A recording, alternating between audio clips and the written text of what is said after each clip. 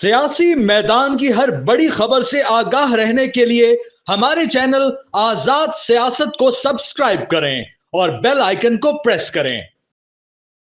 Governor Punjab ने कहा है कि बिलावल भुट्टो को वजीर आजम बनाना चाहती है पीपल्स पार्टी। ये शहीदों की सीट है, उनको वापस देखें। पीपल्स पार्टी का बिलावल भुट्टो को वजीर आजम बनाने की ख्वाहिश कोई बुरी ख्वाहिश नहीं है। हर जमात वजारत उज़्मा की सीट हासिल करने के लिए जद्दोजहद करती है। आप पूछेंगे तो मौलाना फजलुर रहमान भी वजीर आजम बनना चाहते हैं, हाफिज नईमुर रहमान भी वजीर आजम बनना चाहते हैं, अमल वली खान भी वजीर आजम बनना चाहते हैं, MQM भी वजारत उज़्मा की उम्मीदवार होगी। कोई सियासी जमात ऐसी नहीं है जो ये कहे कि हमारी पार्टी वजीर आजम नहीं बनना चाहती। हर पार्टी के वजारत उज़्मा के हसूल की कोशिश करती है और हर पार्टी के पास वजीर आजम का कैंडिडेट उसके लीडर की सूरत में मौजूद होता है जो वजीर आजम बन सकता है। और अब तो हमने देखा है कि लीडरों के अलावा भी वजीर आजम बनते हैं। शाहिद खान अब्बासी बने, यूसुफ रजा गिलानी बने और लोग बने, जो राजा परवेज अशरफ बने, जो वजीर आजम नहीं थे, जो पार्टी के लीडर नहीं थे, वो भी वजीर आजम बन सकते हैं। लिहाजा वजारत उज़्मा के स्लॉट सिर्फ पार्टी लीडर के लिए भी नहीं है। पीपल्स पार्टी में बिलावल के अलावा यूसुफ रजा गिलानी, राजा परवेज अशरफ की मिसालें मौजूद हैं। बहरहाल बिलावल भुट्टो को वजीर आजम बनाने की पीपल्स पार्टी की ख्वाहिश कोई नाजायज ख्वाहिश नहीं है, उनकी जायज ख्वाहिश है। उनको इसके लिए जद्दोजहद करनी चाहिए। हम इस बात पर उनको तनकीद का निशाना नहीं बना सकते।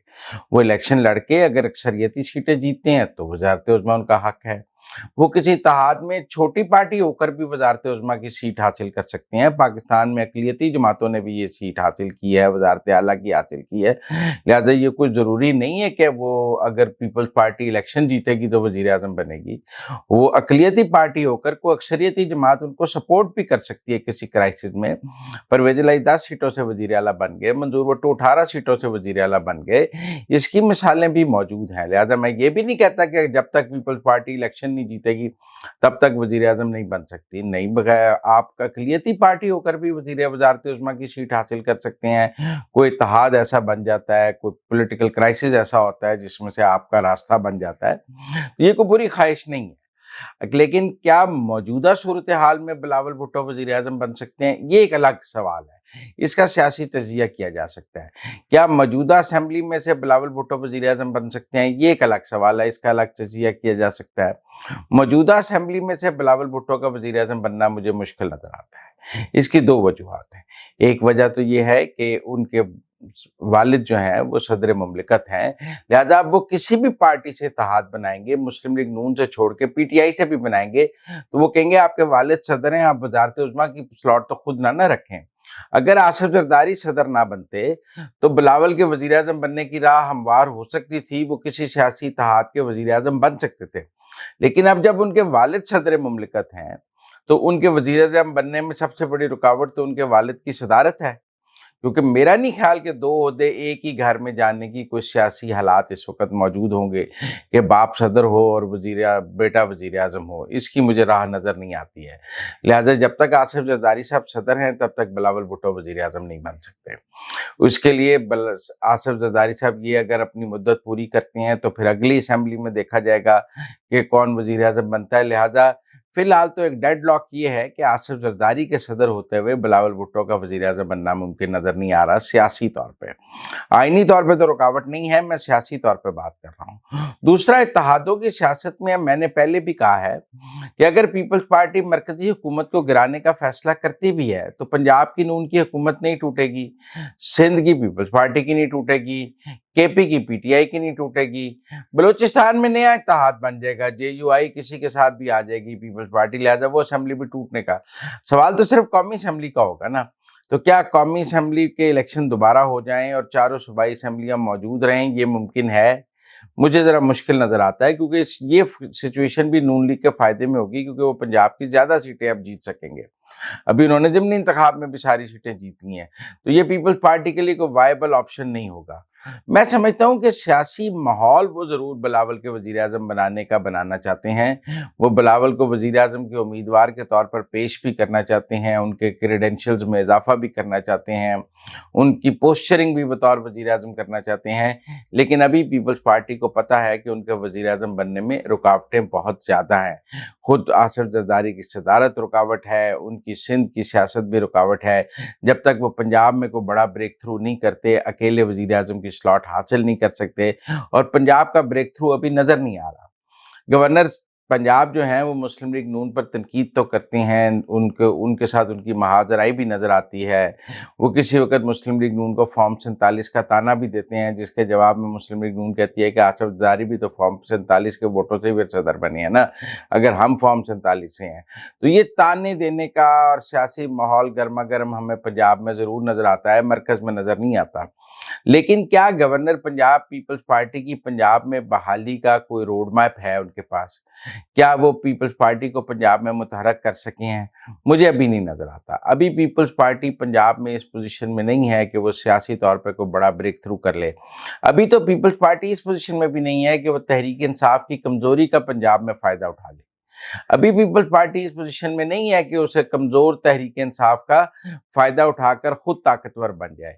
वो तो हालांकि तहरीक इंसाफ ने कमजोर पीपल्स पार्टी का फायदा उठाया था, लेकिन पीपल्स पार्टी कमजोर तहरीक इंसाफ का फायदा उठाने की पोजीशन में नहीं है और उनके पास कोई ऐसा रोड मैप भी नहीं है कि वो पंजाब में गिरती हुई तहरीक इंसाफ की साख और उनकी सियासी कमजोरी का फायदा उठा के पीपल्स पार्टी को पावरफुल कर लें। लिहाजा जब तक पंजाब में उनके पास कोई रोड मैप नहीं है, मुझे नजर नहीं आता। बयानात से तो नहीं होगा, उसके लिए तो एक्चुअल को पॉलिटिकल ग्राउंड वर्क करना पड़ेगा, जो अभी नजर नहीं आता है। जहां तक तहरीक इंसाफ की आपस की लड़ाइयों का ताल्लुक है, बड़ी अफसोसनाक सूरत हाल है। लेकिन तहरीक इंसाफ की तो बुनियाद ही गालम गलूज पर थी ना। इमरान खान ने तो पार्टी में तरक्की उसको दी जिसको ज्यादा गालियां निकालनी आती थी। तो वो गालम गलूज का जो कल्चर है उसका शिकार आज तहरीक इंसाफ खुद नजर आती है। सभी एक दूसरे को गालियां दे रहे हैं, चैट्स देख लें और बयानात देख लें, एक घमसान का रन है। पूरी पार्टी एक दूसरे के खिलाफ, कोई मोबाइल किसी की ऑडियो रिकॉर्ड आ जाती है गालियों की, वजीर आला केपी की, किसी की वीडियो आ जाती है गालियों की, कोई थप्पड़ मारना शुरू कर देता है। ये कोई सियासी कल्चर नहीं है पाकिस्तान का, ये कोई महज़ब सियासत नहीं है, ये कोई जमहूरी कल्चर नहीं है, जिसकी कोई आइन कानून इजाजत नहीं देता। देखिए, सियासत और जमहूरियत में तो बात दलील से करनी है, हथियार से तो नहीं करनी, थप्पड़ों से तो नहीं करनी, गालम गलूज से तो नहीं करनी। अगर तहरीक इंसाफ खुद को एक जमहूरी सियासी जमात कहती है, तो ये गालम गलूज का और थप्पड़ों का कल्चर उसको कहाँ ले जाएगा एक दूसरे के खिलाफ। कल तक तहरीक इंसाफ जो दूसरी सियासी जमातों को तोड़ने की प्लानिंग करती थी, आज खुद टूट फूट का शिकार है। लेकिन क्या एस्टेब्लिशमेंट ने तहरीक इंसाफ को तोड़ा है? मैं नहीं मानता। ये आप बताएं, फवाद चौधरी को इतने अरसे से कबूल ना करके ये जो थप्पड़ों वाली सूरत हाल और लड़ाई वाली सूरत हाल है, ये एस्टेब्लिशमेंट ने पैदा की है। यहाँ तो इमरान खान उनको मिलते ही ना, उनको मेरा वाला हालाशेरी ना देते तो पार्टी में रख लेते। और बहुत सारे लोग जिनको इमरान खान बिलवास्ता आशीर्वाद भी देते हैं और फिर पार्टी को भी कहते हैं उनके खिलाफ लड़ेंगे। ये जो लड़ाई का कल्चर है, इसको बानी तहरीक इंसाफ इमरान खान ने खुद भी परवान चढ़ाया है। आजकल केपी में हम देख लें, वो एक ग्रुप को दूसरे ग्रुप के मुकाबले पर खड़ा कर रहे हैं, तैमूर झगड़ा को लाने की कोशिश कर रहे हैं, गंडापुर को कमजोर कर रहे हैं, जुनेद अकबर को के जरिए गंडापुर को कमजोर कर रहे हैं। ऐसा उन्होंने पंजाब में भी बहुत किया है, जिसके नतीजे में उनकी पंजाब की पार्टी खत्म हो गई है। इसको खत्म करने में एस्टेब्लिशमेंट का काम और तहरीक इंसाफ का अपना कसूर ज्यादा है। आपसी इख्तलाफात जो हैं वो तहरीक इंसाफ को ले बैठे हैं पंजाब में भी, और अब केपी में भी लेके बैठ रहे हैं। ये कल्चर इन्होंने खुद अपने अंदर पैदा किया है। इसमें एस्टेब्लिशमेंट इसकी बेनिफिशियरी जरूर है, मुस्लिम लीग नून इसकी बेनिफिशियरी जरूर है, लेकिन ये उन्होंने बाय डिजाइन नहीं कराया है। मतलब शेर अफजल मरवत को एस्टेब्लिशमेंट ने कहा है, शंदाना गुलजार को एस्टेब्लिशमेंट ने कहा है। इस तरह तो हर पार्टी के अंदर इख्तलाफी वॉइसेस होती हैं, पार्टियां उनको बर्दाश्त करती हैं। आपको आर्मी रेजिमेंट वाला डिसिप्लिन तो सियासी जमात में नहीं कायम कर सकते। मैं समझता हूँ Salman Akram Raja has been a big failure, political failure. Salman Akram Raja ये जाहिर हुआ है कि उनको उनकी पॉलिटिकल कैपेसिटी से बड़ी पोस्ट दे दी गई, वो पार्टी को लेकर चल ही नहीं सके हैं। उन्होंने पार्टी को इकट्ठा करने की बजाय तनाजात का शिकार बनाया है। वो बतौर वकील तो अपना स्नॉबिश कल्चर या अपना इगोइस्टिक कल्चर लेके चल सकते थे, क्योंकि सामने क्लाइंट था। पॉलिटिकल पार्टी में ये नहीं चल सकता। आप सेक्रेटरी जनरल हैं, लेकिन आप हाकम तो नहीं हैं, आप आमर तो नहीं हैं। उन्होंने पार्टी का सेक्रेटरी जनरल होकर आमरीत कायम करने की कोशिश की, जिसमें उनके खिलाफ बगावत नजर आती है।